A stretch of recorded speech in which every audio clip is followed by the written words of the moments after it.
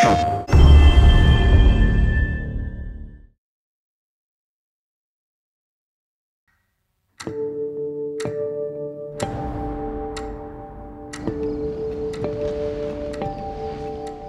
lot of the conversation that Craig Mazin and I had, we would talk through a sequence like that and talk through all the beats. What do we get out of those beats? Why are they important? Well, let's just get that wholesale into the show. I think Neil and I were both excited by the idea that we could actually add a little bit more context to Joel and Sarah's relationship. This is your chance. You keep her alive. So with the show, we could say, okay, what's important in the sequence was like, well, we want to show the bonds of the family. Are there more ways of showing that we couldn't in the game? Because we could take more time, like, let's show them waking up, let's show them having breakfast, Sarah going to school, Sarah going to get her dad's watch fixed.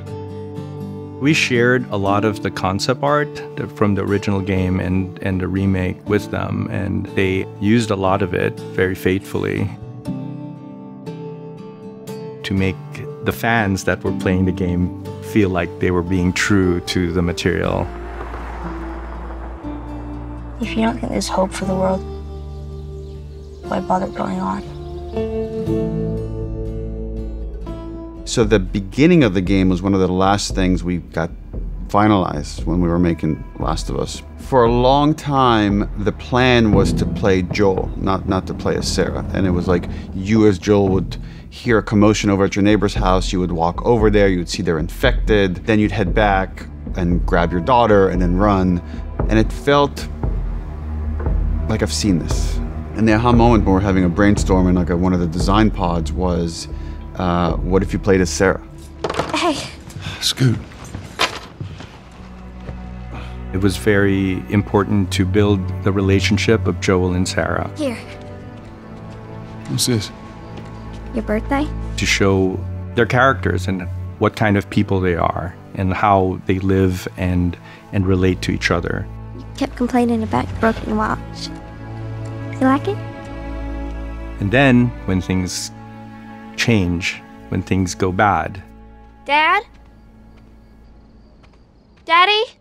The fact that you're seeing it through like a very innocent child made everything creepier, scarier. You in here?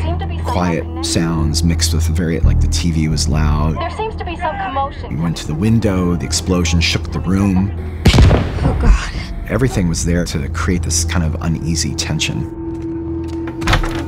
These kind of elements of like something is off until Joel comes in and then has to shoot his own neighbor. Jimmy, just stay back! Jimmy, I am warning you!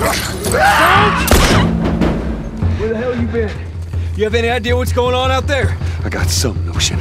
Once you get into the car, you have tension being raised by police cars going through with all the lights spinning around. The view is very claustrophobic. Things are just very close to you. Army's putting up roadblocks on the highway. You look at a sequence like that, as an animator, you're like, oh, this is something that you get really excited for, and then you get really terrified that you're doing because it's a big moment. With doing that, we have to kind of really pull your attention to where we want it to be. That's Lewis's farm. We do that with sound, we do that with animation, we do that with lighting, with fire. All of that is something that an animator put love and care into to make sure it happens exactly the way you're seeing it. But maybe one of the most important things to show in that drive was the family that's asking for help. Let's see what they need. At that moment, Joel shows you who he is. Who do you think you're doing? Keep driving. I got a kid, Joel. So do we. But we have room. Keep driving, Tommy. And Joel is somebody, to survive, he has to control his environment to the best of his ability and make decisions based on what keeps them alive. He's gonna do everything he needs to take care of his daughter.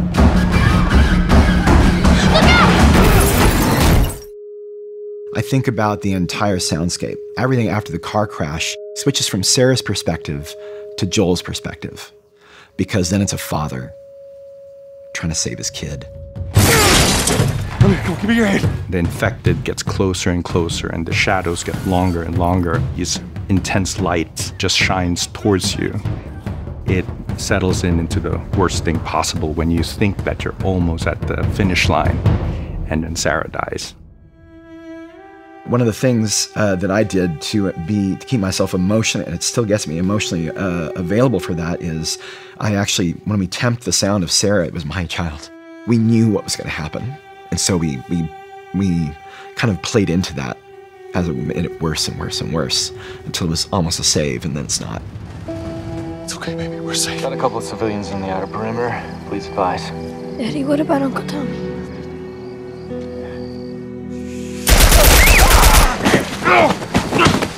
The choices we made were authentic, right?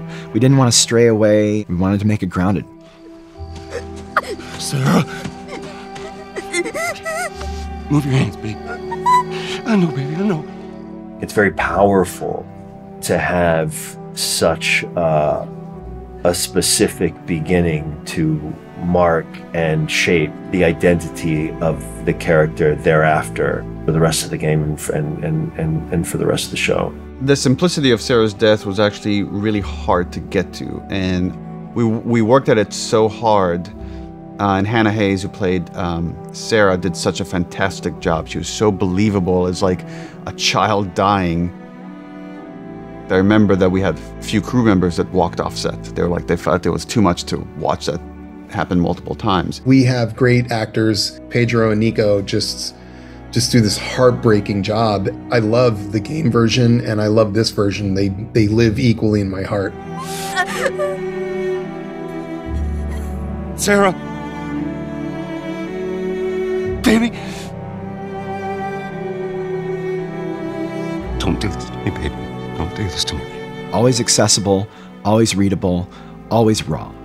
And I think to try and be honest to that as much as possible was a huge push. Please don't. Please.